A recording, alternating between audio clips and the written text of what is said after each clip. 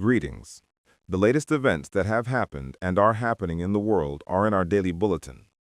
On November 10th, U.S. President Donald Trump held historic talks with Syrian President Ahmad al-Sharaa in Washington. After the meeting, Trump promised to do everything in his power to turn Syria into a successful state.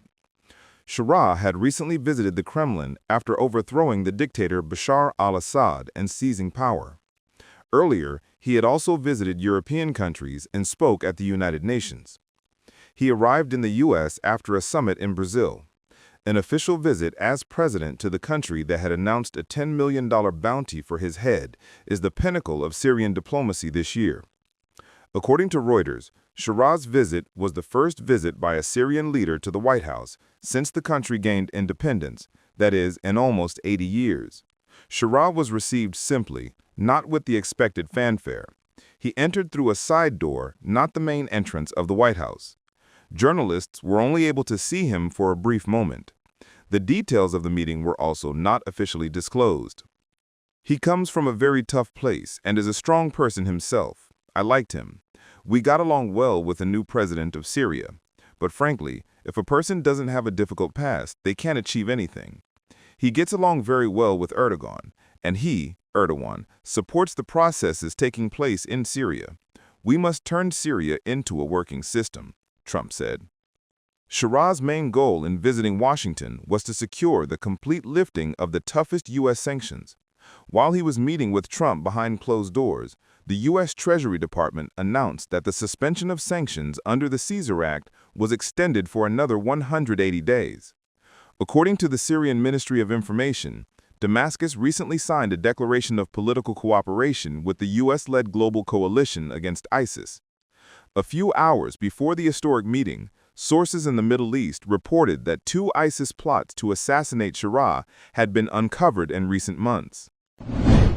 On the evening of November 10th, an explosion occurred near the historic Red Fort in Delhi, India.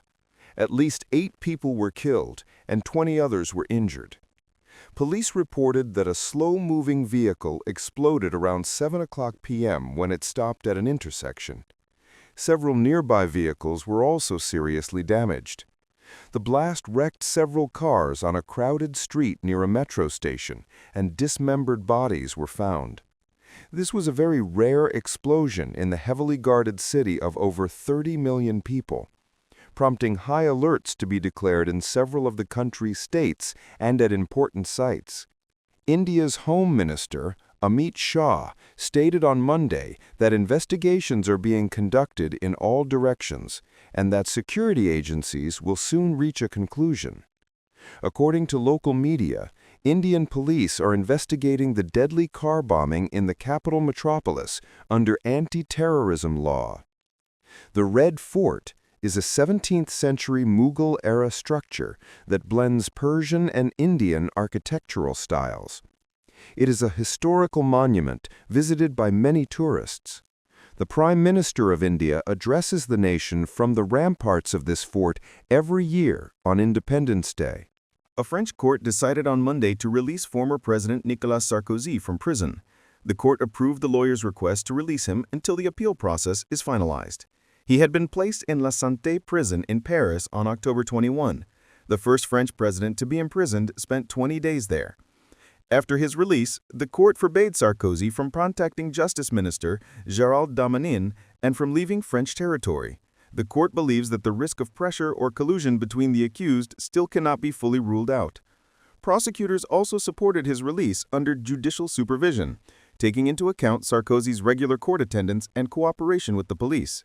As a reminder, in September, former French President Nicolas Sarkozy was sentenced to 5 years in prison in the case of illegally financing his 2007 election campaign with Libyan funds. Sarkozy served as president of France from 2007 to 2012. On the morning of November 9, 4 inmates were killed and more than 30 others were injured in clashes between criminal groups at the El Oro prison in Machala, Ecuador. A short time later, security officials announced they had found the bodies of 27 more inmates who were left hanging on the 3rd floor of the building. The total number of deaths reached 31. According to the BBC, The country's overcrowded prisons have been the scene of multiple mass riots and clashes in recent years. As a result, hundreds of prisoners have been killed. This time, the clashes began due to plans to transfer some inmates to a newly built prison. A similar tragedy occurred at the same prison in September of this year. At that time, 13 inmates and 1 guard were killed in a fight between rival groups. The inmates' relatives are asking for increased security in the prisons and the separation of rival groups from each other. Meanwhile, the residents of Machala have been demanding for many years that this prison, located in the city center, be relocated. President Daniel Noboa's government announced earlier this year that a new maximum security prison was being built in another region. According to the Ministry of Internal Affairs, this facility will open at the end of November and will have the most modern security systems.